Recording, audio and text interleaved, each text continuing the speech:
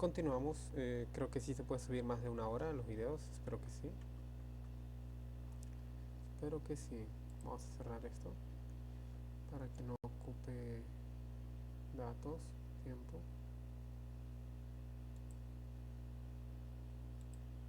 Ya, muy bien. Acá vamos a cerrarlo, sí, muy bien. Con fe, con fe y sale todo bien. Ya, continuamos, parte 2 parte 3. Esta es la parte 3 muy bien.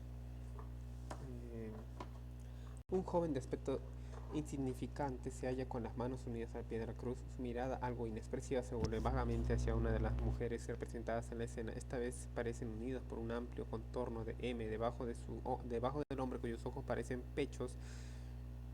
Eh, la de más edad, abrumada por el dolor, mira hacia abajo y diríamos que derrama lágrima de sangre. La otra está literalmente más distante y aunque se encuentra cerca de la cruz, toda ella parece alejarse de la figura M. Muy bien, se repite el frontis del altar situado justo delante del mural. La última figura de la escena al extremo derecho es un hombre de edad indeterminada. Está de perfil y el único ojo visible se ha dibujado con la inconfundible forma de un pez. Algunos comentaristas han señalado que los ángulos de las lanzas definen la figura de un pentagrama, lo cual, de ser cierto, constituiría un detalle nada ortodoxo en una escena cristiana tan tradicional, pero esto, aunque intrigante, no entra en nuestro estudio actual.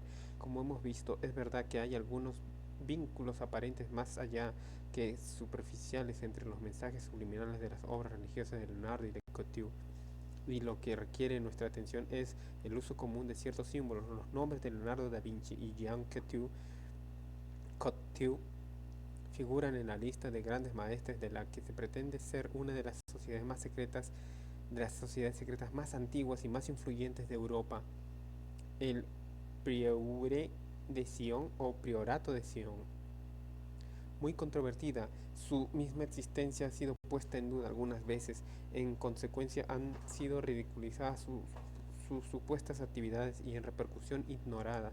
A principio nosotros también participamos en este tipo de reacción, pero cuando proseguimos nuestras investigaciones echamos de ver que luego la cuestión no era tan sencilla. El mundo de habla inglesa del Priorato de Sion llamó por primera vez la atención no antes de 1982, cuando su existencia fue dada a conocer muy ben- por muy vendido libro de Holy Blood o de Holy Grail de Michael Vaughan, Richard Lake y Henry Lincoln. En el país de origen, Francia, la opinión pública empezó a saber algo desde comienzos de los años 70. Se trata de un orden similimazónico de caballería con ciertas ambiciones políticas, a lo que parece una influencia considerable entre bambalinas. Dicho esto, es considerablemente difícil formular una opinión definida acerca del priorato, quizá porque toda la institución tiene en sí carácter quimérico. Sin embargo, no tenía nada de ilusorio. La información que nos facilitó un portavoz del priorato, a quien conocimos hacia comienzo de 1991, en una reunión resultante de una serie de cartas bastante extrañas que nos enviaron después de una tertulia radiofónica sobre el sudario de Turín. Hemos contado ya en nuestro libro anterior cómo se produjo en la cita ligeramente surrealista. Bastará decir que un tal Giovanni, que nunca hemos conocido sino bajo dicho seudónimo italiano y descendiente alto jerarca del priorato de Sion, había realizado un meticuloso seguimiento de nuestras personas prácticamente desde el comienzo de la investigación acerca de Leonardo y el sudario, por razones que él conocería. Finalmente decidió hablarnos de algunos de los intereses de aquella organización y tal vez incluso conseguir que desempeñáramos algún papel en en sus proyectos. Esa información acabó figurando en gran parte después de la verificación por nuestra parte, a veces no poco tortuosa, en nuestro libro sobre el Santo Sudario, pero otro volumen de información comparable quedó fuera de la obra por no guardar ninguna relación con ella. Pese a las implicaciones muchas veces sorprendentes o escandalosas de las revelaciones de Giovanni, nos vimos obligados a tomárnoslas en serio casi todas, sencillamente porque las averiguaciones realizadas por nosotros independientemente las corroboraban. Por ejemplo, la imagen del sudario de Turín se comporta como una fotografía porque lo es, conforme hemos logrado demostrar, y si, como él afirmaba, la información de Giovanni verdaderamente procedía de archivos del priorato. Entonces teníamos desde luego un motivo para atender sus puntos de vista, quizá con una dosis de saludable escepticismo, pero no desde la descalificación previo como muchos de sus detractores. Desde nuestra primera incursión en el mundo secreto de Leonardo comprendimos a no tardar que si la misteriosa sociedad realmente había sido parte integrante de su existencia, quedaban explicados los motivos, los móviles de una gran parte de sus actos y si en efecto hubiese formado parte de una poderosa red clandestina, el tipo que fuese posiblemente también tuvieron que ver algo en ella sus influyentes mecenas, como Lorenzo de Médicis y Francisco I de Francia. Si parece que hubo una organización en la sombra detrás de las obsesiones de Leonardo, pero ¿sería realmente el Priorato de Sion como afirman algunos? Si las pretensiones del Priorato son ciertas, era ya una organización venerable cuando reclutó a Leonardo entre sus filas, pero cualquiera que fuese su antigüedad debió de ejercerle atractivo poderoso, tal vez extraordinario para tal joven artista y para algunos de sus colegas de Renacimiento menos incrédulos que él. Tal vez ofrecía como la moderna masonería ventajas materiales y sociales, como facilitar la carrera del joven artista en sus principales cortes europeas de la época, pero eso no explicaría la evidente profundidad de las creencias del propio Leonardo, por extraños que nos parezcan. Si participó en algo, ese algo interesó a su espíritu tanto como a la de sus conveniencias materiales. La influencia reservada del Priorato de Sion se debe al menos en parte a la sugerencia de que sus miembros son o han sido siempre los custodios de su secreto, de un secreto trascendental, que si alguna vez llegase a hacerse público, sacudiría los mismos cimientos de la Iglesia y del Estado. El Priorato de Sion, llamado a veces la Orden de Sion o la Orden de Nuestra Señora de Sion, entre otros títulos secundarios, retrotrae su fundación en el año 1099 durante la Primera Cruzada. Incluso entonces solo fue cuestión de formalizar un grupo cuya guarda de un conocimiento explosivo databa de mucho antes, decían hallarse en el origen de los templarios. Esta curiosa orden medieval de caballeros mitad monjes, mitad soldados de siniestra reputación. El priorato y los templarios llegaron a ser, dicen, prácticamente la misma organización presidida por un mismo gran maestre, hasta que sufrieron un cisma y emprendieron caminos separados en 1188. El priorato continuó bajo el caudillaje de una serie de grandes maestres, entre los que figuran algunos de los nombres más ilustres de la historia, como Sir Isaac Newton, Sandro Filippi, más conocido como Botticelli, Robert Froude, el filósofo ocultista inglés, y naturalmente Leonardo da Vinci, de quien se dice que presidió el priorato durante los últimos 9 años de su vida. Entre sus líderes más recientes se cita a Victor Hugo, Claudie Debussy, al pintor, escritor, comediógrafo y cineasta Jean Cocteau, perdón. Y aunque no fuesen grandes maestres, el priorato cuenta entre sus seguidores a otras luminarias de todas las épocas como Juana de Arco, Nostradamus, Michel de Notre Dame e incluso al Papa Juan XXIII. Aparte de dichas celebridades, en la historia del priorato de Sion comprende supuestamente a varias de las principales familias reales y aristócratas de Europa durante muchas generaciones. Citemos a d'Anjou de Habsburgo, a los Sinclair y a Montgomery y a los Montgomery. La finalidad declarada del priorato consiste en proteger a los descendientes de la antigua dinastía real de los merovingios, que reinaron en lo que hoy es Francia desde el siglo V hasta el asesinato de Dagoberto II a finales del siglo VII. Por el contrario, los críticos dicen que el priorato de Sion no existe sino desde los años 50 y está formado por un puñado de mitomaníacos sin auténtica influencia, unos monarcos afectados por las ilimitadas manías de grandeza. Un momento.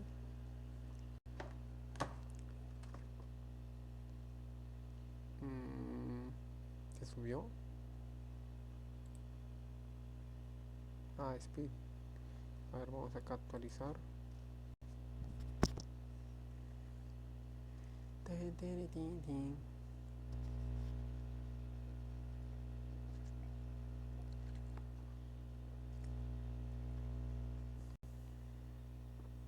Ay, esto tengo que...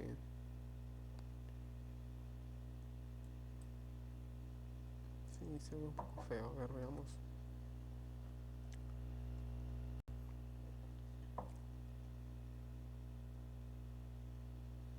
Así se ve. Esto al menos se ve así. ¿Cómo lo podemos editar acá? No, tengo que hacerlo después. Ya. Muy bien, continuamos.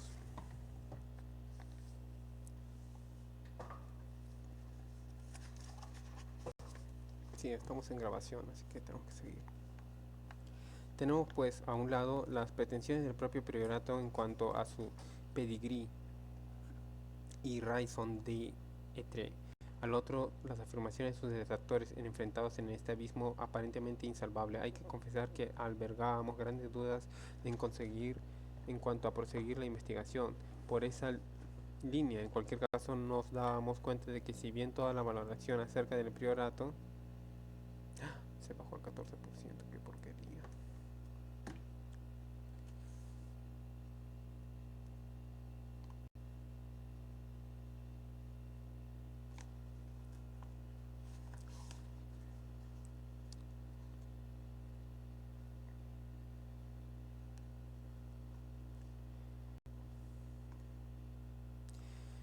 En cualquier caso, nos dábamos cuenta de que si bien toda la valoración acerca del priorato se descomponía lógicamente en dos partes, la cuestión de su existencia en tiempos recientes y la de sus pretensiones históricas, el asunto era complicado y nada de lo relacionado con esa organización aparece nunca con claridad.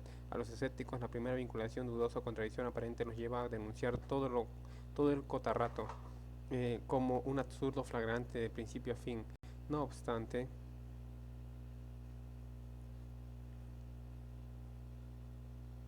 mi bro.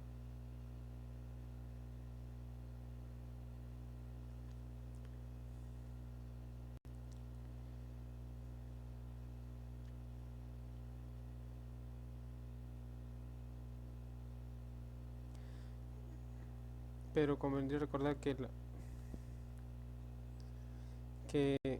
no las tenemos con unos fabricantes de mitos a los que con frecuencia importa más transmitir ideas poderosas e incluso escandalosas por medio de imágenes arquetípicas que comunicar la verdad escueta. La existencia moderna de priorato es indudable. En nuestro trato con Giovanni nos persuadimos de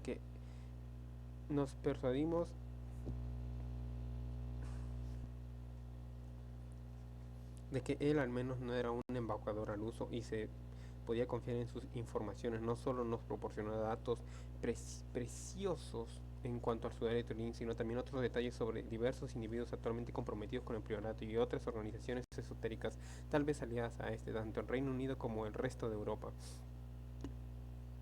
Por ejemplo, como miembro de la organización, un asesor literario que había colaborado con uno de nosotros hacia los años 70, a primera vista lo que nos decía Giovanni acerca de dicho sujeto nos pareció una maquinación por parte de aquel, y no poco maliciosa, hasta que al cabo de unos meses sucediera algo extraño. Por una sorprendente coincidencia, pues estamos seguros de que no fue otra cosa. Ese mismo asesor literario asistió en noviembre de 1991 a una banqueta que daba a una amiga nuestra en un restaurante elegido por ella, pero que no estaba cerca de su casa de Home Counties, sino a dos pasos de uno de nosotros, sino a unos, sino a dos pasos de una de la de uno de nosotros. Por eso nos quedamos asombrados al ver que una de las personas citadas por Giovanni se presentaba entre los invitados, como quien dice, en nuestra propia puerta. Seguimos en contacto después y nos invitó a su casa de su rey. Él y su esposa son muy sociables y no fue ningún sacrificio para nosotros en relacionarnos con ellos, aunque poco a poco fue desvelándose un hecho. Él era miembro del priorato de Sion. Nuestras relaciones durante ese periodo culminaron en una invitación para asistir a una celebración después de las Navidades en la citada casa del campo. El acontecimiento fue fastuoso, pero cordial, y todos los invitados, además de mostrarse encantadores y cosmopolitas, evidenciaron un extraordinario interés hacia nuestro trabajo sobre Leonardo y el Santo Sudario. Un interés un tanto insólito, podríamos decir ahora retrospectivamente. Fue muy halagador, pero un poco inquietante. Habida cuenta de que todos ellos eran banqueros de categoría internacional. Sabíamos que nuestro anfitrión era miembro de alguna organización de tipo masónica y resultó que su sempiterna jovialidad algunas veces era algo estruendosa. Era también un ocultista practicante. Esto nos consta por parte nos lo dijo él mismo. La jugada obviamente nos pareció deliberada. Estaba claro que deseaba que supiéramos algo en cuanto a las aficiones ocultas suyas y de su círculo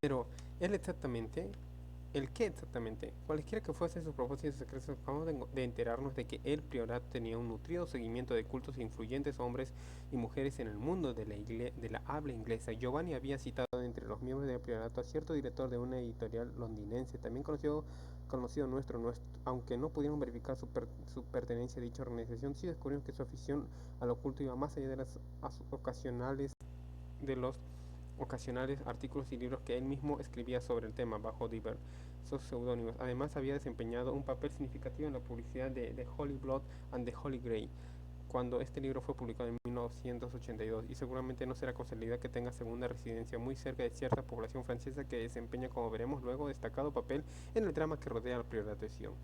El hecho de que, de, el hecho que aquí nos importa resultante de nuestras relaciones con esas personas es que el moderno priorato de Sion no es, como dicen los críticos, de la enlucubración de un puñado de franceses movidos por quimeras monárquicas. En virtud de nuestras experiencias y contactos recientes en nuestra mente, no queda ninguna duda que el priorato existe ahora de verdad.